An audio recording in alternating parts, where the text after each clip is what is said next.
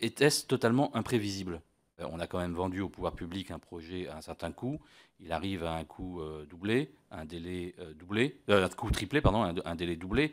Est-ce que tout ça était totalement imprévisible ou est-ce que éventuellement on peut imaginer qu'on a vendu quelque chose en sous-estimant les difficultés parce qu'à un moment on voulait forcer la décision politique?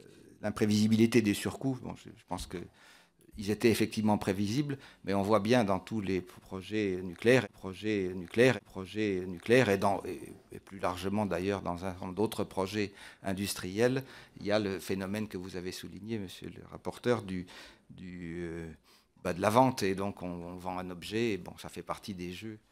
Et donc ce qui serait intéressant, et ça a été fait d'ailleurs, c'est de comparer les délais de construction de l'EPR, par exemple, au délai de construction d'un certain nombre de réacteurs du parc, et il n'y a pas de différence significative. C'est-à-dire dire qu'on va construire un EPR en 4 ans, ce n'était pas très sérieux. Comment, lorsqu'on n'a pas construit depuis aussi longtemps, peut-on mesurer le temps qu'on perdra à cause de la perte de savoir-faire et de la perte de la notion de la qualité nucléaire des entreprises qui vont intervenir? Donc oui, c'était sans doute prévisible, mais la capacité à prévoir avait sans doute... Une des explications, je ne m'avancerai pas à dire que je suis capable de donner une, c'est que la capacité à prévoir avait probablement été amoindrie.